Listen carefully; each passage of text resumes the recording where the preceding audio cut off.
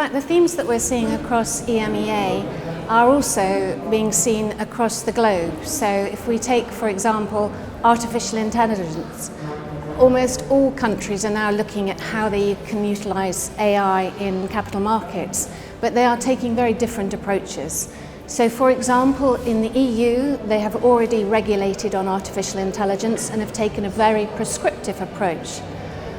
The UK and places in the Middle East, such as Abu Dhabi and Dubai, are taking far more of a principled view and using guidance instead of legislation to enable people to use AI. And in fact, in the EU, they're now actually having to pull back from the AI legislation that they put in place. In July, they're starting an office that will help companies understand how to interpret the legislation, but they will be consulting later this year as to whether to simplify it. Another theme that we're seeing is private markets. There's been an increase in liquidity and volume on private markets, and we saw just last week the new chair of the SEC in the US, actually, Paul Atkins, say he wanted to get more retail investment into private markets. In the UK, Rachel Reeves, the Chancellor, has had agreement from 17 of the main workplace pension funds to input up to 10% of investment into private markets, into things such as infrastructure, housing, and so forth. Other themes that we see are digital assets, and the UK, following the US's stance, is going to be legislating on stablecoins. So I think the themes are pretty global. In fact, it's just how different jurisdictions actually decide to interpret them and legislate for them. Bloomberg plays a vital role in bringing together clients together with our policymakers, and we do this in multiple ways.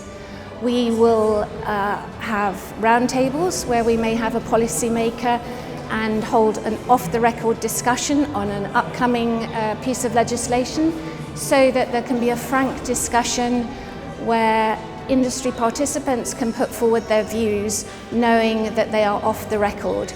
And this enables the policymakers to hear what is being felt in the market. We also do much larger events where we will have policymakers, for example, in our auditorium. So we have, the UK Chancellor, we had her in the auditorium following the budget last year, where we did a Q&A, and our clients really like this because they get access to politicians that they wouldn't normally meet. Similarly, in the EU, we've done a series of policy programs, and every time the EU presidency changes, which is every 6 months, we have the new president in our Brussels office, and we do an event around that.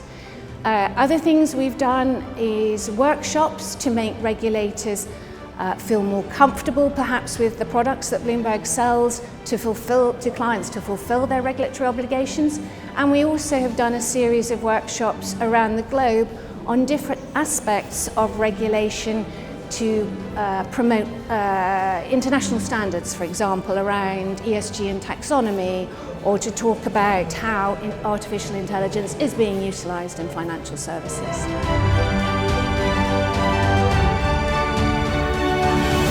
If we look back to the early 80s, when Bloomberg was first started, the idea behind it was to bring transparency to the market. And this is something that we are still passionate about, bringing transparency, bringing data, bringing standards, so that there is competition in the marketplace, but there is also a level playing field. And in fact, one of the things that we see ourselves now as having to do is find a way to get through all the data that there is, for example. So Bloomberg is an analytical system, it's a trading system, but first and foremost, it's known for the wealth of data that it has. And whereas 20 years ago, we were scrabbling to get data and having to really work hard to get it, Now we're seeing that there is almost too much data. And this is where we can use technology, for example, artificial intelligence, to try and help our clients break through the news and reach the information that is vital and important to them.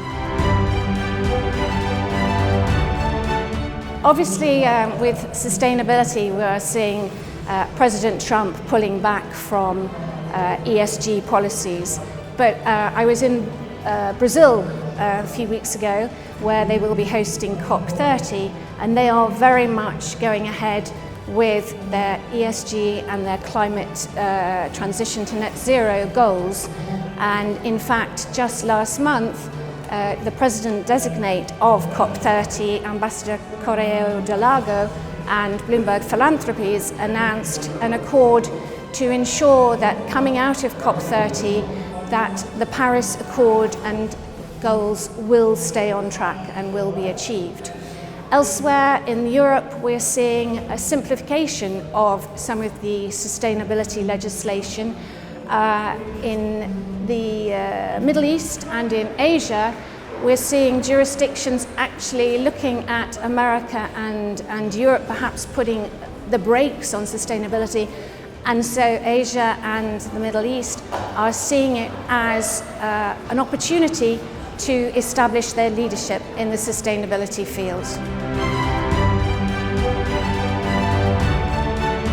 As we've heard already at the conference today, there has been significant strides in bringing the members of FEAS together and working collectively and collaboratively to overcome challenges. And I think FEAS has done a tremendous job at increasing the sophistication of its members within the financial services. And having come to ConFEAS for a number of years now, I've seen both the topics become more and more sophisticated and the attendees broaden.